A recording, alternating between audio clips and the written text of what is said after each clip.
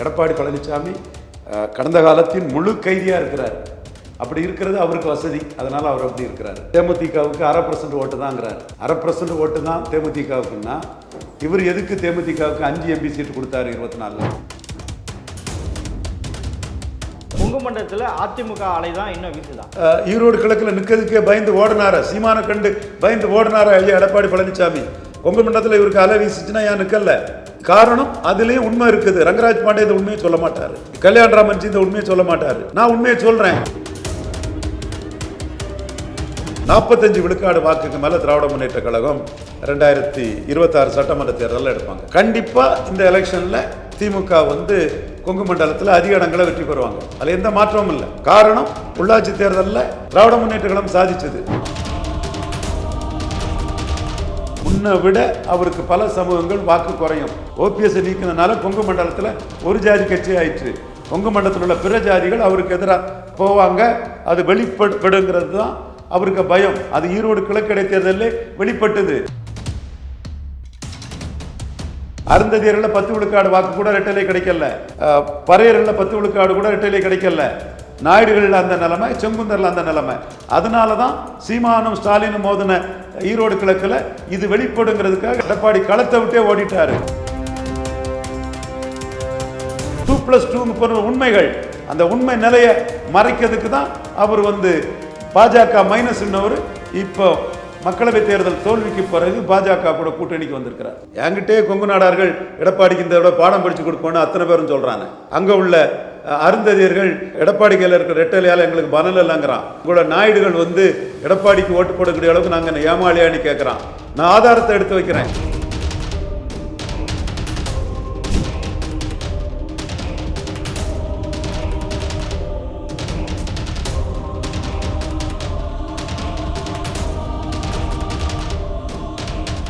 Real one உறவுகளே, நடுநிலையோடு பொறுப்புடன் செய்திகளை வழங்கி பல லட்சக்கணக்கான மக்களின் நம்பிக்கையை பெற்ற நமது சேனல் வளர்ச்சிக்கு உங்கள் ஆதரவு தேவை. இந்த ஊடக பயணம் தொடர்ந்து வலுப்பெற திரையில் தெரியும் QR கோட் ஸ்கேன் செய்தோ அல்லது டிஸ்கிரிப்ஷனில் உள்ள வங்கி விவரங்கள் மூலம் உங்களால் முடிந்த அளவு சப்போர்ட் செய்யுங்கள். உங்கள் ஒவ்வொரு ஆதரவும் நமது குரலை இன்னும் பல லட்சம் பேரிடம் கொண்டு செல்ல உதவும். ரியல் ஒன் நேயர்களுக்கு வணக்கம். இன்று நம்முடன் இணைகிறார் அரசியல் திறனாய்வாளர் திரு ரவீந்திரன் துரைசாமி அவர்கள். வணக்கம் சார். வணக்கம் தம்பி. 2026 இந்த தேர்தல் காலத்தில் திமுக அதிமுக 121 தொகுதியில் ஹெட் டு ஹெட் போட்டிடுறாங்க. ஸோ இந்த ஹெட் டு ஹெட் போட்டியில் எந்த தொகுதிகள் நெக்ஸ்ட் மூவ்மெண்ட்டில் இருக்க போகுது சார்? 2021 திமுக பெட்டராக இருக்கும். இதான் நான் இந்த கேள்வியை இந்த பதிலை சொன்னதுமே பலருக்கும் ஆச்சரியமாக இருக்கும். எல்லாரும் 2021 கடந்த காலத்தின் கைதியாக இருப்பாங்க. எடப்பாடி பழனிசாமி கடந்த காலத்தின் முழு கைதியாக இருக்கிறார். அப்படி இருக்கிறது அவருக்கு வசதி, அதனால் அவர் அப்படி இருக்கிறார். தேமுதிகவுக்கு 1/2% ஓட்டு தான்ங்கிறார். 1/2% ஓட்டு தான் தேமுதிகவுக்குன்னா இவர் எதுக்கு தேமுதிகவுக்கு 5 MP சீட்டு கொடுத்தாரு 24? எதுக்குங்க 1/2% ஓட்டுக்கு 5 MP சீட்டு கொடுத்தாரு? 5 MP சீட்டு எங்க கொடுத்தாரு? அப்புறம் அந்த கட்சிக்கு 26 ராஜ்யசபா கொடுக்க முடியும்னு எங்க சொன்னாரு? 1/2% ஓட்டுக்கு எல்லாம் 21 to 26க்கு போயிடுறீங்க. 24ன்னு ஒன்று நடந்திருக்குங்கிறதே எல்லாரும் மறந்துடுறீங்க. எடப்பாடியும் சந்தர்ப்ப திமுக கூட்டணி போனதுல முழு அதிர்ச்சியில் இபிஎஸ் இருக்காரா? ஷாக் ஆயிட்டாரு. கேம் சேஞ்சர், கதை முடிஞ்சது, போட்டியே இல்லைன்னு நினைக்கிறாரு. திமுக அணிக்கு போனதுல போட்டியே இல்லை, வட தமிழகத்தில மேற்கு தமிழகத்தில்னு பதறாரு. அதனால தான் 2021 அவங்க எடுத்த 1/2% பற்றி பேசுறாரு. மறுக்க வரல, அரைக்கு கீழே தான் எடுத்தாங்க, 0.4 தான் எடுத்தாங்க. ஆனால் கேப்டன் மரணத்துக்கு பிறகு தெலுங்கு தாய்மொழி மக்கள், அனைத்து சமூக மக்கள் மத்தியில் அவருக்கு இமேஜ் உயர்ந்திருக்குது.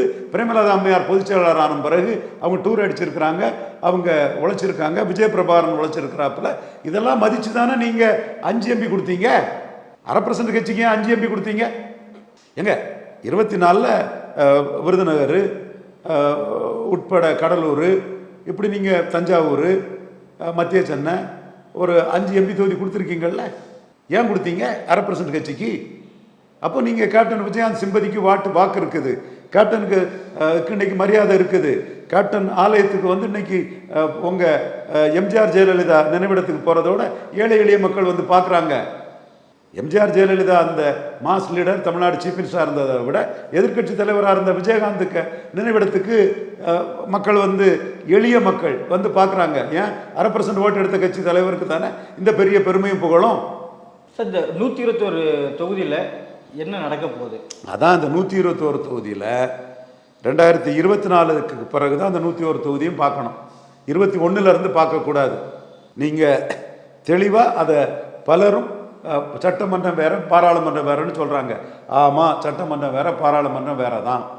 அந்த சூழ்நிலையில் 24 ஏற்பட்ட மாற்றத்தையும் கருத்தில் கொண்டு தான் பார்க்கணும். அப்போ கேப்டன் விஜயகாந்துக்கு சிம்பதி 26ல் திமுக வேட்பாளர்களுக்கு பயன்பெறும்.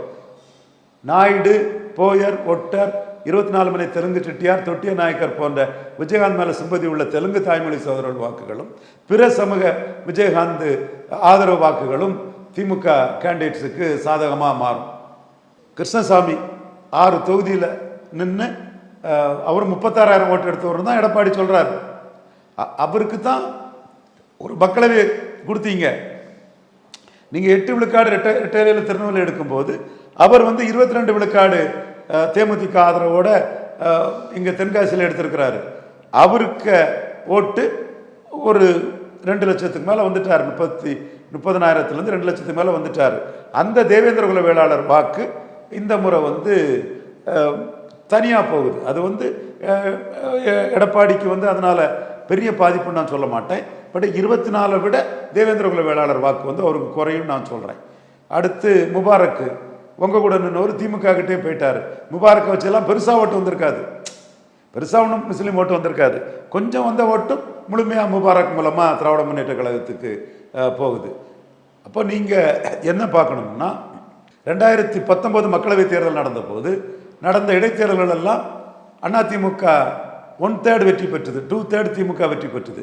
இப்போ நடந்த ஒரே இடைத்தேர்தல் விளவங்கோட்டில் அதிமுக 4வது போச்சு. ஏன் எந்த இடைத்தேர்தல் அதிமுக 4வது போயிருக்குது? இதே விளவங்கோட்டில் சீமான் வந்து ஜெயலலிதா உயிரோடு இருக்கும்போது நோட்டாவை கீழே போனார். அவர் தான் எடப்பாடியோட 1 year Vellala Gounder, 1 year Vellala Gounder, Vellala Gounder 1 year, 1 year Vellala Gounder, Vellala Gounder 1 year. இந்த 2 ஜாதி தவிர எடப்பாடியோட அதிமுகவில் பலன் இல்லாத ஜாதிகள் முத்தரையர், யாதவர், செங்குந்தர், வண்ணார், நாவிதர், குயவர், பறையர், தேவேந்திர குல வேளாளர் போன்ற சமூகங்கள் ஆதரவில் ஜெயலலிதா உயிரோடு இருக்கும்போது 1.1 எடுத்தவர் இப்போ 8.8க்கு 8.2க்கு வந்துட்டார். ஸோ இந்த மாற்றங்கள்லாம் இங்கே நடந்திருக்குது. நீங்கள் பிளண்டாக திமுக அதிமுக போட்டின்னு சொல்கிறது வந்து என் போன்றவர்களால் ஏற்றுக்கொள்ள முடியலை. எடப்பாடி பலகீனப்பட்டிருக்கிறார். அடுத்தாப்பில் 2021 தேர்தல் முடிஞ்சதும் பாஜக தான் தோல்விக்கு காரணம்னு சிவி சண்முகம் சொன்னார். வீடியோ இருக்குங்க, வீடியோ இருக்கு. எந்த இடத்துலயும் நான் போட்டு கட்ட தயாரா இருக்கேன். பாமகவும் காரணம் குறிப்பிட்டார். எஸ், பாமகவும் காரணம் குறிப்பிட்டாரு. அந்த நேர்மையை நான் பாராட்டுறேன். சிவி சண்முகம் வன்னியர் சமூகத்தை இந்த சமுதாய வாக்குகள் எனக்கு கிடைக்கலன்னு ஓப்பனா சொன்னார். ஓப்பே சிவி சண்முகம் வன்னியர் சமூகத்தை சேர்ந்தவராக இருந்தும் பாமகவில் பறையர் ஓட்டும் கிடைக்கலங்கிறத சொன்ன அவருக்கு நேர்மையை நான் பாராட்டுறேன். பட் பாஜகவில் கிறிஸ்டின் முஸ்லீம் ஓட்டு கிடைக்கலன்னு செங்கோட்டையன் சொன்னார். பாஜகவில் கிறிஸ்டின் முஸ்லீம் ஓட்டு 30,000 ஓட்டு மைனஸ்ன்னு ஜெயக்குமார் சொன்னார். இதெல்லாம் சொன்ன நீங்கள் 2024 நீங்கள் வந்து பாஜக மைனஸ்ன்னு தனித்து கலங்கண்டீங்க. எப்படி கலங்கண்டீங்க? பாராளுமன்றத்தில் நாங்கள் முடிவு பண்ணுவோம், பிரதமர் யாருன்னு முடிவு பண்ணுவோம். Say no to drug and DMK, say no to drug and DMK, இதுதான் உங்கள் சுலோகனாக இருந்தது. நாங்கள் ஜெயித்து ஜெகன் மாதிரி நவீன் மாதிரி பிரதமர் யாருங்கிறத முடிவு பண்ணுவோன்னு சொன்னீங்க. தோத்து போனீங்க. அதுவும் நீங்கள் வந்து வட தமிழகத்தில் நல்ல பலமாக தான் தோத்தீங்க. வட தமிழகத்தில் நீங்கள் ஸ்டாலினோட இண்டிவிஜுவலாக பெரிய தலைவர் தான். சேலம், தருமபுரி, விழுப்புரம், சிதம்பரம், கள்ளக்குறிச்சி, நாமக்கல்ல இண்டிவிஜுவல் ஸ்டாலினோட பெரிய தலைவர். 2009 பாராளுமன்றத்தில் தோத்த ஜெயலலிதாவோட நீங்கள் தோத்த எடப்பாடி பெரிய தலைவர். இந்த பகுதியில் 80 பாராளுமன்றத்தில் தோத்த மக்கள் தலைவர் எம்ஜிஆரோட நீங்கள் இந்த பகுதியில் பெரிய தலைவர். எந்த தொலைக்காட்சியிலையும் எந்த எம்ஜிஆர் விசுவாசியும் ஜெயலலிதா விசுவாசியும் இருந்தான்னா அவங்ககிட்ட நேருக்கு நேர் எடப்பாடி தாயா இந்த பகுதியில் பெரிய தலைவர், எம்ஜிஆர் ஜெயலலிதா இல்லைன்னு நான் நிரூபிக்க தயாராக இருக்கேன். கேசி பழனிசாமியை நிரூபிக்க தயாராக இருக்கிறேன். இன்னொரு என் அண்ணன் ஒருத்தர் இருக்கிறாரு எம்ஜிஆர் பக்தர், அவருக்கும் நிரூபிக்க தயாராக இருக்கிறேன். ஏன்னா நான் ஃபேக்டை தான் சொல்கிறேன், தரவுகளோட தான் சொல்கிறேன், உண்மையின் அடிப்படையில் பேசுகிறேன். இதே எடப்பாடி பழனிசாமிக்கு எங்கள் சீனியர் ஜிஆர் எட்மன் சார் மீனவ சமுதாயத்தை சேர்ந்தவர் 40 விழுக்காடு வாக்கெடுத்த திருநெல்வேலியில் 8 விழுக்காடு. ராமசாமி ராமநாதபுரம் அகமுடையார் ஒரு சாமானியர் எம்ஜிஆர் மன்ற தலைவர், அவர் 40 விழுக்காடு எடுத்த ராமநாதபுரத்தில் 9 விழுக்காடு. இங்கே வடபுலத்தில் சேலம், தருமபுரி, விழுப்புரம், சிதம்பரத்தில் எம்ஜிஆர் ஜெயலலிதாவை தாண்டி போயிருக்கீங்க. ராமநாதபுரம், தேனி, திருநெல்வேலியில் எம்ஜிஆர் ஜெயலலிதா 40 எடுத்த இடத்துல நீங்கள் டெபாசிட் இழந்து போயிருக்கிறீங்க. அப்போ டைனமிக்ஸ் மாறிட்டு. ஏன் இந்த டைனமிக்ஸ் மாறிச்சு? ஓபிஎஸ்ஸை நீக்கினதுல அதிமுகவின் தன்மை மாறிட்டு. ஓபிஎஸ் இருக்கும்போது பொதுத்தள கட்சியாக இருந்தது. இவர் வேலுமணி அவர் இன்னைக்கு ஒரு முக்கிய தலைவராக இருக்கிறாரு. சிவி சண்முகம் ஒரு முக்கிய தலைவர். இவங்கெல்லாம் முக்கிய தலைவராக இருக்கிறாங்க. கொங்கு மண்டலத்தில் அவர் ஒரு இலையில் எடப்பாடி, ஒரு இலையில் ஓபிஎஸ் போட்டு முக்குலத்தோர், வெள்ளாள கவுண்டர் 2 பேருக்கும் 50-50 கட்சி காட்டி இலவச திருமணங்கள் நடத்தி பெரிய வெற்றியை பெற்றார். இப்போ ஓபிஎஸ் போனதில் பிற சமூகங்கள் எடப்பாடிக்கு வாக்களிக்கிறதுல நமக்கு நன்மை இல்லை. ரெட்டலைக்கு அளிக்கக்கூடிய வாக்கு எடப்பாடி பழனிசாமிக்கு அளிக்கக்கூடிய வாக்கு, எடப்பாடி பழனிசாமிக்கு அளிக்கக்கூடிய வாக்கு நம்ம அதிகாரத்தை நாமே இழப்பதற்கு சமம்னு கொங்கு மண்டலத்தில் அருந்ததியர்கள் நினைக்கிறாங்க, கொங்கு மண்டலத்தில் செங்குந்தர்கள் நினைக்கிறாங்க, கொங்கு நாடார்கள் நினைக்கிறாங்க, பல சமூகங்கள் நினைக்கிறாங்க. ஸோ இரட்டை தலைமையாக இருந்தபோது அதிமுகவை கொங்கு வெள்ளாளர் அல்லாத ஜாதிகள் பார்த்த பார்வை வேறு, ஒற்றை தலைமையாக எடப்பாடி அபகரிச்சிட்டு இருக்கும்போது அவங்க பார்க்குற பார்வை வேறு. அதுதான் 2024 வெளிப்பட்டது. அப்போ 2024க்கு முன்ன பாஜக மைனஸ்ன்னு சொன்ன பாஜக கிட்ட 21ல் பாஜகவால தான் தோத்தோன்னு சொன்ன பாஜக கிட்ட 21ல் பாமகவா தான் தோத்தங்கிற பாமக கிட்ட எதுக்கு 26ல் கூட்டணி சேர்ந்தீங்க? எதுக்கு சேர்ந்தீங்க நீங்க? நான் இதை ரங்கராஜ் பாண்டேக்கு கேட்கிறேன், கல்யாணராமனுக்கு கேட்கிறேன். கல்யாணராமன்ஜி என் நண்பர், ஒரு உண்மையான RSS விசுவாசி, அது வேற விஷயம். ரங்கராஜ் பாண்டே மோடி பிரதமருங்களை தெளிவா இருக்கிறவர். அவருக்கெல்லாம் நான் கேட்கிறேன், இப்படி சொன்ன நீங்க 24ல் தனிச்சு நின்றுட்டு 26ல் ஏன் பாஜக மைனஸ்ன்னு சொன்ன பாஜகவோட கூட்டணி வச்சிருக்கிறீங்க? ஏன்னா 24ல் நான் சொன்ன இந்த மாற்றம் ஏரியா வைஸ் மாறி போச்சு. இப்போ புதிய தலைமுறை நெறியாளர் விஜயங்கிட்ட பேசிட்டு இருந்தேன், அவர் துல்லியமா இதை உணர்றாரு. அப்ப நீங்க இன்டெப்தா அனலைஸ் பண்ணி பார்த்தா யாரும் இதை உணர முடியும். திமுக அதிமுக ஹெட் டு ஹெட்ல யார் அதிகமான இடங்களை கைப்பற்ற வாய்ப்பு? திமுக தான் அதிக இடங்களை கைப்பற்றுவாங்க. எத்தனை தொகுதியில் சார்? தொகுதிகள் எண்ணிக்கை நான் இப்போ உள்ள டீப்பாக போனால் நான் சொல்லிடுவேன். உங்கள்கிட்ட நான் சொல்லக்கூடியவன் தான். 45 விழுக்காடு வாக்குக்கு மேலே திராவிட முன்னேற்ற கழகம் 2026 சட்டமன்ற தேர்தலில் எடுப்பாங்க. கொங்கு மண்டலத்தை நம்பி தான் அதிமுகவே களமிறக்குது. ஸோ கணிசமான அதிகமான இடங்களே அதிமுக தான் களமிறங்குறாங்க. ஒரு சில இடங்கள் தான் கூட்டணி கட்சிகளை விட்டு கொடுத்துருக்காங்க. கொங்கு மண்டலத்தில் அதிமுக அலை தான் இன்னும் வீசுதான். அதுதான் ஈரோடு கிழக்கில் நிற்கிறதுக்கே பயந்து ஓடினார, சீமான கண்டு பயந்து ஓடினார ஐயா எடப்பாடி பழனிசாமி. கொங்கு மண்டலத்தில் இவருக்கு அலை வீசிச்சுன்னா ஏன் நிற்கல? காரணம் அதுலேயும் உண்மை இருக்குது. ரங்கராஜ் பாண்டே இந்த உண்மையை சொல்ல மாட்டார், கல்யாணராமன்ஜி இந்த உண்மையை சொல்ல மாட்டார். நான் உண்மையை சொல்றேன். இல்ல பை எலெக்ஷன் அப்படின்னாலே அது ஆளும் கட்சி தான் சாதகமா இருக்கும் அப்படின்னு கூட நம்ம எடுத்துக்கலாம். சீமானுக்கும் எடப்பாடிக்கும் என்ன வித்தியாசம் இருக்கு? சீமான் என்ன காசு கொடுத்தாரா? பை எலெக்ஷன் ஆளுங்கட்சிக்கு சாதகமா இருக்குங்க. சீமானுக்கும் எடப்பாடிக்கும் என்ன வித்தியாசம் இருக்கு? சீமானுக்கும் எடப்பாடிக்கும் ஒன்று தானே. அது சீமானும் எதிர்கட்சி தான், எடப்பாடியும் எதிர்கட்சி தானே. அந்த இடம் தான் எடப்பாடி நுணுக்கமா இந்த பொதுவான கருத்தை சொல்லி சீமான் கிட்ட அவர் பலகீனப்பட்டதை மறைக்கிறாரு. இல்லை 90 இடங்கள் கொங்கு மண்டலத்தில் இருக்கு. அதிமுக இல்லை கைப்பற்றுமா, இல்லை அதிமுகவிடம் திமுக வசம் வர தொகுதிகள் இதெல்லாம் இருக்கும். கண்டிப்பா இந்த எலெக்ஷன்ல திமுக கொங்கு மண்டலத்தில் அதிக இடங்களை வெற்றி பெறுவாங்க. அதில் எந்த மாற்றமும் இல்லை. காரணம், உள்ளாட்சி தேர்தலில் திராவிட முன்னேற்ற கழகம் சாதிச்சது. உள்ளாட்சி தேர்தலில் செந்தில் பாலாஜி அதிமுக இருந்து வந்தவர் சாதிச்சாரு. ஈரோடு கிழக்கில் காங்கிரஸ் சாதிச்சது. மக்களவை தேர்தலில் கொங்கு மண்டலத்தில் சாதிச்சது. நான் பாஜகவும் அதிமுகவும் சேர்ந்தா கொங்கு மண்டலத்தில் அவங்க ஒரு பவர்ஃபுல்லாக ஃபைட் கொடுப்பாங்கங்கிற நான் மறுக்க வரல. ஆனால் ஈரோடு கிழக்கு இடைத்தேர்தலில் விக்கிரவாண்டியில் நின்ற என்டிஏ நிற்காததும், ஈரோடு கிழக்கில் அதிமுக நிற்காததும் ஒரு பலகீனம் இருக்குது. அந்த பலகீனத்தை நான் வெளிக்கொணர்றேன், உண்மையின் அடிப்படையில் வெளிக்கொணர்றேன்.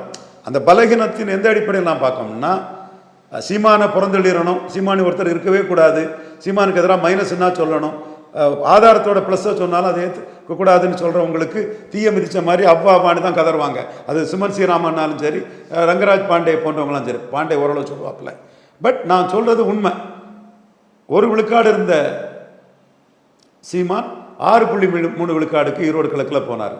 30 விழுக்காடுல இருந்த எடப்பாடி பழனிசாமி 25 விழுக்காடுக்கு ஈரோடு கிழக்கில் போனார். ரெண்டு பேருக்குமே அதிகாரமற்ற தன்மையில தான் இடத்துல சந்திக்கிறாங்க. அது மாதிரி மீண்டும் ஆயிடக்கூடாதுன்னு அவர் ஈரோடு கிழக்கை வந்து விட்டுட்டு போனார். அது திமுக வந்து 70 விழுக்காடு வாக்க கன்சால்டேட் பண்ணாங்க. அதில் நாயுடுகள் 100 விழுக்காடு போட்டாங்க, அருந்ததியர்கள் 100 விழுக்காடு போட்டாங்க. காரணம் நாம் தமிழர் நின்றதுனால உள்ள சூழ்நிலை.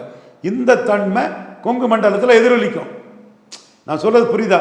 களத்தை விட்டு எடப்பாடி கோழைத்தனமாக ஓடுனதும், களத்துக்குள்ள சீமான் நின்று பெரியார் மண்ணான்னு களம் ஆடினதும், களத்துக்குள்ள திமுகவா ஸ்டாலினா சீமான் களம் ஆடினதும், திராவிடமா தமிழ் தேசியமான களம் ஆடினதும், ஒரு சைடு ஸ்டாலினுக்கு வந்து தமிழர் அல்லாத பிற மொழியாளர்களை கன்சால்டேட் பண்ணி கொடுத்துரும். அந்த ப்ராசஸ் வந்து இடைத்தேர்தல் நடந்திருக்கு.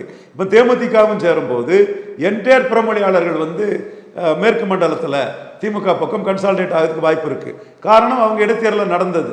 இப்போ இடைத்தேர்தலுக்கு ஒண்ணுமில்லைன்னு நீங்க பேசிட்டு இருக்கிறீங்க, ஆளுங்கட்சி தான் இருக்கிறீங்க. இந்த இதுக்கு அவங்க சொல்றது ஜெயலலிதாவையும் விஜயகாந்தையும் காரணமா சொல்றாங்க. ஆனா ஜெயலலிதா கண்டஸ்ட் பண்ணாத ஜெயலலிதாவை விஜயகாந்த் எங்கேயாவது கோழை நாய் களத்தை விட்டு ஓடிட்டாங்கன்னு இலக்காரமா கிண்டலா கடுமையான வார்த்தையில பேசியிருக்காங்களா? ஆனா சீமான் எடப்பாடி பழனிசாமியையும் விஜயையும் என்டியையும் கோழை நாய்கள் களத்தை விட்டு ஓடிட்டாங்கன்னு களத்துக்குள்ள நான் தான் நின்று கிளைம் பண்றாருல்ல. அவர் நின்ன களத்துல தான் தெலுங்கு தாய்மொழி மக்கள் வந்து ஸ்டாலின் பக்கத்துல கன்சால்டேட் ஆயிட்டாங்க. இப்போ தேமுதிகவும் சேரும்போது அந்த கன்சால்டேஷன் பெரிய அளவு இருக்கும். இது ஜிடி நாயுடு பாலத்தை சொல்றாரு முக ஸ்டாலின். எடப்பாடியும் அந்த கொங்கு மண்டலத்தில் சேர்ந்தவர் தான். அவரோட வாக்குகள் அவருக்கு கை கொடுக்காதா சார் அந்த பகுதியில்? முன்ன விட அவருக்கு பல சமூகங்கள் வாக்கு குறையும். ஓபிஎஸ் நீக்கினதுனால ஒரு ஜாதி கட்சி ஆயிட்டு, ஓபிஎஸ் நீக்கினதுனால கொங்கு மண்டலத்தில் ஒரு ஜாதி கட்சி ஆயிற்று. கொங்கு மண்டலத்தில் உள்ள பிற ஜாதிகள் அவருக்கு எதிராக போவாங்க. அது வெளிப்படுங்கிறது தான் அவருக்கு பயம். அது ஈரோடு கிழக்கு இடைத்தேர்தலே வெளிப்பட்டது.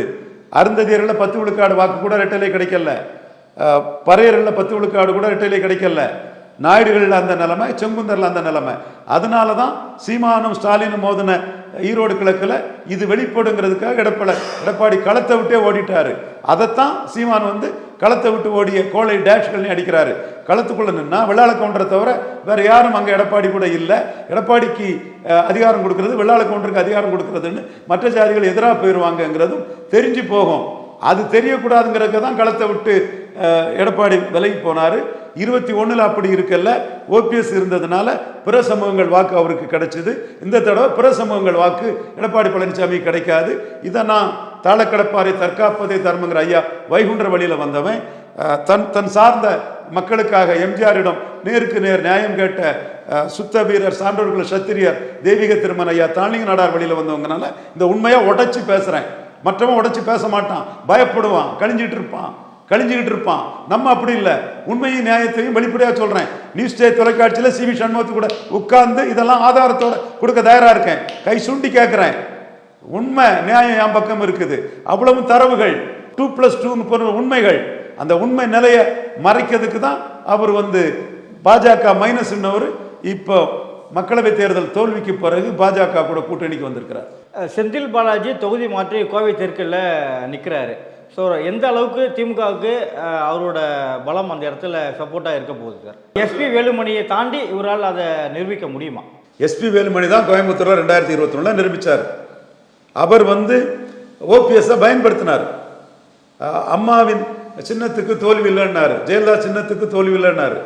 இரட்டை தலைமைன்னு ஒரு இலையில ஓபிஎஸ்ஸையும் ஒரு இலையில இபிஎஸ்ஸையும் போட்டாரு. அது அவருக்கு கை கொடுத்தது.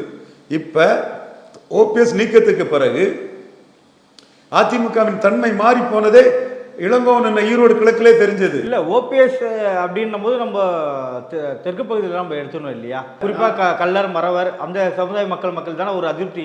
இல்ல, இது ஒரு ஜாதி கட்சி ஆயிட்டுன்னு அங்க உள்ள கொங்கு நாடார் எகிர்றான் எடப்பாடிக்கு எதிரா. என்கிட்டே கொங்கு நாடார்கள் எடப்பாடிக்கு இந்த விட பாடம் படிச்சு கொடுப்போன்னு அத்தனை பேரும் சொல்றாங்க. அங்க உள்ள அருந்ததியர்கள் எடப்பாடி கையில் இருக்கிற ரெட்டலையால எங்களுக்கு பலன் இல்லைங்கிறான். அங்குள்ள நாயுடுகள் வந்து எடப்பாடிக்கு ஓட்டு போடக்கூடிய அளவுக்கு நாங்கள் ஏமாளியான்னு கேட்குறான். நான் ஆதாரத்தை எடுத்து வைக்கிறேன். செந்தில் பாலாஜி உள்ளால கவுண்டர் தான். நான் ஆதாரத்தை எடுத்து வைக்கிறேன். ஈரோடு கிழக்கு பூத் வைஸ் அனாலிசிஸை நியூஸ் டேல உட்காடுறேன். இவர் சிவி சண்முகம் உட்காரட்டு, நானும் உட்காடுறேன். பூத் வைஸ் ஆதாரங்களை கொடுக்குறேன் நான். ஏன் குறிப்பாக சிவி சண்முகத்தையே 1-to-1 கூப்பிடுறீங்க, எடப்பாடியை கூப்பிடலாமே? எடப்பாடியை கூப்பிட்டா அவர் பெரிய தலைவர் தானே, இவர் தானே அவருக்கு அடியாளாட்டு நமக்கு எதிராக கேஸ் போட்டிருக்கிறாரு. அப்போ அவரை தானே பிடிக்கணும். அப்பப்போ செல்ல கொட்டு கிண்டல் கேலி சிவி சண்முகம் அடியாளுக்கு எதிராக நம்ம பண்ணிட்டு தானே இருக்கணும். 234 தொகுதியில் திமுக கூட்டணி எத்தனை தொகுதியில் வெற்றி பெற போகுது? அதிமுக கூட்டணி எத்தனை தொகுதிகளில் வெற்றி பெற போகுது? அதிமுக கூட்டணி சேலம், தருமபுரி, விழுப்புரம், சிதம்பரம், கள்ளக்குறிச்சி, நாமக்கல் இந்த பகுதியில் கடுமையாக ஃபைட் பண்ணுவாங்க. நெக் மூவ்மெண்ட் அப்படின்னு கூட நம்ம எடுத்துக்கலாமா சார்? அங்கே நெக் டு நெக்கு கூட அங்கே பல தொகுதிகளில் வர்றதுக்கு வாய்ப்புகள் இருக்குது. ஏன்னா அன்புமணி பாமக அதுவும் கான்ட்ரிபியூஷன் ஆகுது. இங்கே அதை நியூட்ரலைஸ் பண்ணணும்னா தேமுதிக அவங்க கரெக்டாக பிரச்சாரம் பண்ணி கேப்டனுக்கு சிம்பதியை கரெக்டாக எடுத்துகிட்டு போகணும். விசிகாவையும் அதை எடுத்துகிட்டு போகணும். இது வந்து கடுமையாக போட்டி கொடுக்கக்கூடிய இடம். ஏன்னா அர்த்தமேட்டிக்கலி அவங்க வந்துட்டாங்க. அது எதிர்கட்சியே தக்க வச்சுக்கிற அளவுக்கு அதிமுக எண்ணிக்கையில் இருக்குமா சார்? கண்டிப்பாக. அன்புமணி என்னைக்கு சேர்த்தாரோ அப்போவே அவருக்கு எதிர்கட்சி தலைவர் கன்ஃபார்ம்டு. எடப்பாடிக்கு அன்புமணி சேர்த்ததுமே எதிர்கட்சி தலைவர் கன்ஃபார்ம்டு. எடப்பாடியில் பெரிய வெற்றி கன்ஃபார்ம்டு. அது எத்தனை எண்ணிக்கையில் வருது சார்? எண்ணிக்கை நான் கரெக்டாக சொல்ல முடியல. எதிர்கட்சி தலைவர்லாம் ஈஸியாக வந்துடுவார். வன்னியர் விழால கவுண்டர் அவர் பின்னாடி. அப்போ காங்கிரஸுக்கு அந்த எதிர்கட்சி தன்மை வராது. அந்த அளவுக்கு சீட் போகும்னு நான் நினைக்கல. ஏன்னா இவருக்கு 10.5 இவரை காப்பாற்றி இருக்குது. அன்புமணியும் கூட சேர்த்துட்டதுனால சிவி சண்முகம் இருக்கிறாரு, அன்பழகன் இருக்காரு, துரைக்கண்ணு குடும்பத்தார் இருக்காங்க, திருத்தணி கரி இருக்கிறாப்புல, KP முனிசாமி இருக்காங்க. அவங்க கட்சியாட்டே மாறிட்டுல. இல்லை, அடிக்கடி சிவி சண்முகத்தை குறிப்பிட்டனால கேட்குறேன். மயிலம் தொகுதியை சிவி சண்முகம் தொகுதி மாதிரி தான் நிற்கிறாரு. ஸோ மயிலம் தொகுதி சிவி சண்முகத்தை கை கொடுக்குமா இந்த தடவை? மயிலம் தொகுதியில் நெக் டு நெக் கடுமையான ஃபைட் இருக்கும். ஏன்னா முன்னாள் எம்எல்ஏ LV அங்கே நிற்கிறாரு தேமுதிக சார்பாக. அங்கேயும் அவர் கணிசமான ஆதரவாளர்லாம் திரட்டி வச்சிருக்காரு தேமுதிக சைடும். அவருக்கும் தகுதியான அங்கே வந்து ஒரு பெரிய போலரைசேஷன் வரும். போலரைசேஷனோட ரிசல்ட் எப்படி இருக்குன்னு பார்ப்போம். நான் சிவி சண்முகத்தை குறைச்சி மதிப்பிடலை. சிவி சண்முகம் நல்ல ஆர்கனைசர். கிராமப்புற உள்ளாட்சி நடந்தபோது விழுப்புரம் டிஸ்ட்ரிக்டில் சிவி சண்முகம் தன் பலத்தை நிரூபித்தார். எனக்கும் அவருக்கும் உள்ள ஒரு அடியாளாக வந்து என் குறுக்க வராரு இல்லையா, ஏதோ இருக்கு அம்ப நோவக்கூடிய பழக்கம் இல்லை. அது எங்கேயா தாண்டிங்க நாடார் ரொம்ப படித்து தந்திருக்கிறாரு. அடியாட்களெல்லாம் யோசிக்காதடா, சத்திரியன்னா அடியாளுன்னு அர்த்தம்டா, நீ எவன் இது பண்ணுறானோ அவனை தாண்டா டார்கெட் பண்ணுன்னு சொல்லுவார். அந்த வழியில் தான் நான் நடக்கக்கூடியவன். வன்முறை எண்ணம் சிறிதுவன் மனசில் வரக்கூடாதுன்னு ஐயா எனக்கு படிச்சிருந்த பாடம். அந்த இடத்துல உயிருக்கும் பயப்படக்கூடாதுன்னு ஐயா அந்த பாடத்தின் அடிப்படையில் இவர் வந்து வெறும் அம்பு தான். பட் அவருக்கு வந்து லோக்கல் செல்வாக்கு இருக்குது வன்னியர்கள் மத்தியில். அது நான் வன்னியர்கள் மத்தியில் எப்படி போலரைஸ் ஆகுதுங்கிறத பொறுத்து தான் அந்த இடத்துக்குள்ளே இருக்குது. ஸோ அங்கே போலரைசேஷன் தான் வரும். வன்னியரா நான் வன்னியராங்கிற போலரைசேஷன் தான் இங்கே வரும். இவர் வந்து ஜெயலலிதா இருக்கும்போது சசிகலாவோட 7 கட்ட 8 கட்ட அடியாட்கள் கிட்டையே காலில் போய் விழக்கூடிய வகைகள் தான். சசிகலாவுக்கு ஆட்கள்கிட்டே காலில் போய் விழக்கூடிய வகைகள் தான். ஜெயலலிதா இறந்த பிறகு இப்போ அவங்க நூற்றுக்கணக்கான கோடிகளை வச்சுக்கிட்டு பெரிய அளவுக்கு இருக்கிறாங்க. இது பிறஜாதிகள் மத்தியில் இதுக்கு ஒரு பெரிய அதிருப்தி இருக்குது. பிறஜாதிகள் மத்தியில் இவங்களோட ஆணவ அரசியலுக்கு, சமூக நீதிக்காக, கோனார்களுக்காக, பறையர்களுக்காக, தேவேந்திர குல வேளாளர்களுக்காக, முத்திரையர்களுக்காக, செங்குந்தர்களுக்காக குரல் கொடுத்து நிற்கக்கூடிய நமக்கு எதிராக எடப்பாடி சொன்னார் நீ பொய் வழக்கெல்லாம் போட்டு இது பண்ணுறதுல பிற சமூகங்கள் மத்தியில் ஒரு மேலே இது ஒரு அராஜக ஆணவ அரசியல், இதுக்கு ஒரு பதிலடி கொடுக்குற எண்ணம் இருக்குது. அங்கே போலரைசேஷன் தான் வரும். வன்னியர் நான் வன்னியர் போலரைசேஷன் தான் மயிலம் தொகுதியில் வரும். அவரும் பவர்ஃபுல் வன்னியர் தான். நாளைக்கு எடப்பாடியே சேலஞ்ச் பண்ணக்கூடிய அளவுக்கு வன்னியர் பேக்கிங்கை தன்வசம் எடுத்துக்கிட்டு வர இருக்கக்கூடியவர் தான் சிவி சண்முகங்கிறத நானும் மறுக்கலை. முதல்வர் ஸ்டாலின் அவர்கள் அடிக்கடி சொல்கிற விஷயம் என்னென்னா 200 தொகுதிகளிலும் நம்ம தான் கைப்பற்றுவோம் அப்படின்னு சொல்லியிருக்காரு. நேற்று வந்து ஒரு சர்வே 181லேருந்து 189 வரையும் திமுக வந்து கைப்பற்றும் அப்படின்னும் சொல்லப்பட்டிருக்கு. எத்தனை தொகுதிகளில் திமுக கைப்பற்றும் அப்படின்னு சொல்லி உங்கள் பார்வையில் எத்தனை சார்? 45 விழுக்காடு வாக்குக்கு மேலே மு.க. ஸ்டாலின் தலைமை கிடைக்கும்.